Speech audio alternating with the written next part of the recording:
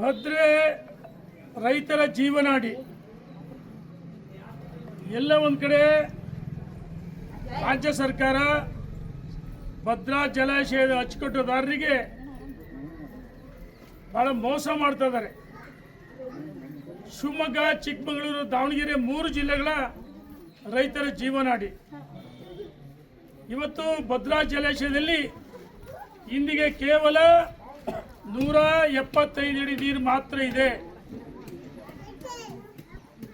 175 ಅಡಿ ನೀರಿನಲ್ಲಿ ನಮ್ಮ ಭಾಗದ ರೈತರು ಕೇಳಿದ್ರೆ ಬೇಸಿಗೆ ಬೆಳೆ ಕುಡಿಯುವ ನೀರಿಗೆ ನೀರು ಬೇಕು 2 ವರ್ಷಕ್ಕೆ. ಇನ್ನು 7 TMC ನೀರು ಶಾರ್ಟೇಜ್ ಇದೆ ಅಂತ ಕಡಿಮೆ ಆಗುತ್ತೆ ಅಂತ ಹೇಳ್ತಾರೆ ಬೇಸಿಗೆ ಬೆಳೆಗೆ.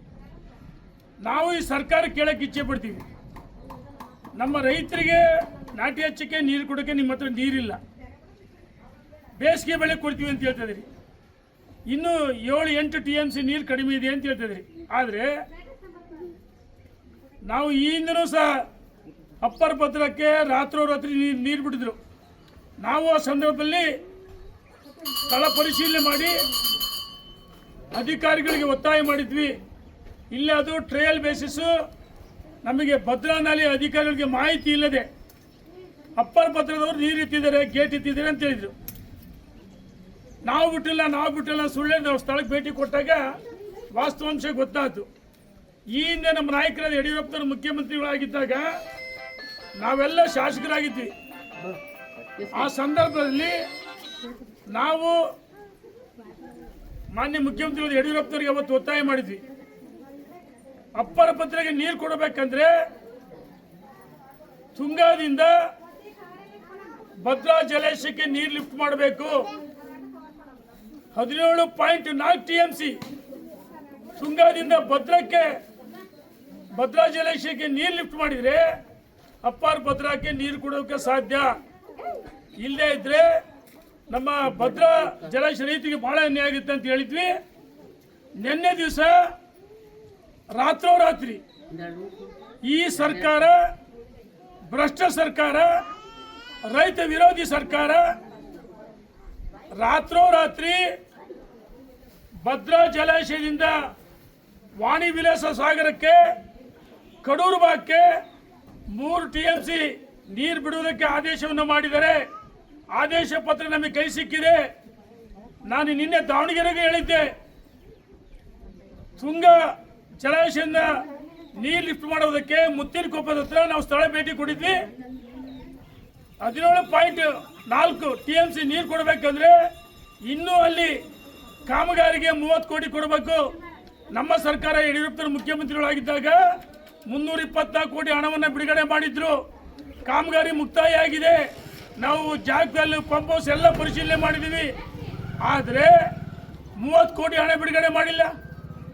ನಾವು ಮುಂದಿನ ವಾರ ಮಾನ್ಯ ಮುಖ್ಯಮಂತ್ರಿ ಭೇಟಿ ಮಾಡಬೇಕು, ನೀರಾವರಿ ಸಚಿವರನ್ನ ಮತ್ತು ಫಾರೆಸ್ಟ್ ಕ್ಲಿಯರೆನ್ಸ್ ಅರಣ್ಯ ಸಚಿವರು ಭೇಟಿ ಮಾಡಬೇಕಂತ ತೀರ್ಮಾನ ಮಾಡಿದ್ವಿ. ನಿನ್ನೆ ದಿವಸ ಆದೇಶವನ್ನು ಮಾಡಿದಿರಿ.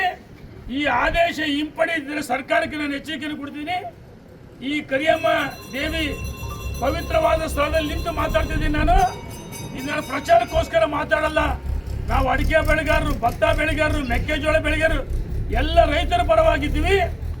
ಅಪ್ಪರ್ ಭದ್ರಕ್ಕೆ ಒಂದೇ ಹನಿ ನೀರು ಬಿಟ್ರೆ ಸರ್ಕಾರಕ್ಕೆ ಎಚ್ಚರಿಕೆ ಕೊಡ್ತೀನಿ. ರಕ್ತ ಕ್ರಾಂತಿ ಆಗುತ್ತೆ. ಸರ್ಕಾರ ಪತನ ಮಾಡ್ತೀವಿ. ನಾವಿಲ್ಲಿ ಪ್ರತಿಜ್ಞೆ ಮಾಡಬಹುದೇನ? ನಮ್ಮ ನೀರು ರಾತ್ರಿ ನಿನ್ನೆ 3 TMC ಆದೇಶ ಮಾಡಿದ ಸರ್ಕಾರ. ಯಾರಪ್ಪನ ಮನೆ? ನಿಮ್ಮ ಆಸ್ತಿನ ಆ ಭಾಗದಲ್ಲಿ ಹೇಳ್ತಾರೆ, ನಮ್ಮನ್ನ ಕಾಡಕ್ಕೆ ಸೇರಿಸಿ, ಇಲ್ಲಿಗೆ ಭದ್ರಾಕ್ಕೆ ಸೇರಿಸಿ ಅಂತ ಹೇಳ್ತಾರೆ. ಅವರು ಬೇರೆ ವಿಶ್ವೇಶ್ವರ ಜಲ ನಿಗಮ ಅವರಿಗೆ ಸೇರಿಸ್ಯಾರೆ. ಭದ್ರಾ ನಮ್ಮ ಹಕ್ಕು, ನಮ್ಮ ನೀರು, ನಮ್ಮ ನೀರನ್ನ ಕದಿಯಕ್ಕೆ ಕೊಟ್ರೆ ರಕ್ತ ಕ್ರಾಂತಿ ಆಗುತ್ತೆ ಅಂತೇಳಿ ಈ ಸರ್ಕಾರಕ್ಕೆ ಎಚ್ಚರಿಕೆಯನ್ನು ಕೊಡ್ತೀನಿ. ತಕ್ಷಣ ನೀವೇನು ನಿನ್ನೆ ದಿವಸ ಆದೇಶ ಮಾಡಿದಿರಿ 3 TMC ನೀರು ಭದ್ರಾ ಜಲಾಶಯದಿಂದ ಅಪ್ಪರ್ ಭದ್ರಕ್ಕೆ ಆದೇಶವನ್ನು ಹಿಂಪಡೆಯಬೇಕು. ಇಲ್ಲದೇ ಇದ್ರೆ ನಾವು ಅಡಿಕೆ ಮತ್ತು ಕೆರೆಗಳು ತುಂಬಿಸ್ತಕ್ಕಂಥ ವಿಚಾರ ಏನು ಹೋರಾಟ ನಾಳಿಂದ ಪಾದಯಾತ್ರೆ ಮಾಡ್ತೀವಿ. ಅಪ್ಪರ್ ಭದ್ರನ್ನು ಸೇರಿಸಿಕೊಂಡು ದಾವಣಗೆರೆಯಲ್ಲಿ 28ನೇ ತಾರೀಕು ಬೃಹತ್ ಹೋರಾಟ ಮತ್ತು ನಾಳೆಯಿಂದ ಪಾದಯಾತ್ರೆಯಲ್ಲಿ ಭದ್ರಾ ಜಲಾಶಯ ಅಪ್ಪರ್ ಭದ್ರ ನೀರು ಕೊಡೋ ಬಗ್ಗೆ ನಮ್ಮ ರೈತರಲ್ಲಿ ಜಾಗೃತಿ ಮೂಡಿಸ್ತೀವಿ ಅಂತೇಳಿ ನಾನು ಈ ಸರ್ಕಾರಕ್ಕೆ ಎಚ್ಚರಿಕೆಯನ್ನು ಕೊಡ್ತೀನಿ. ಧನ್ಯವಾದಗಳು. ಏನಪ್ಪ ನೀರು ಬಿಟ್ಟರೆ ಅನ್ಯಾಯ ಆಗುತ್ತಲ್ಲ.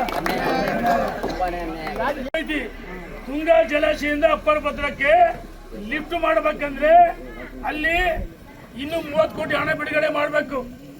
ಇವರು ನಿನ್ನೆ ನಮಗೆ ಹೇಳಿದ್ರೆ ಬಿಡಲ್ಲ ಅಂತ ಹೇಳಿದ್ರೆ ನಿನ್ನೆ ರಾತ್ರೋರಾತ್ರಿ ಸರ್ಕಾರ ಆದೇಶ ಮಾಡಿದೆ. ಈ ಆದೇಶ ನಾವು ಒಪ್ಕೊಳ್ಳಕ್ಕಾಗತ್ತಾ? ನಮಗೆ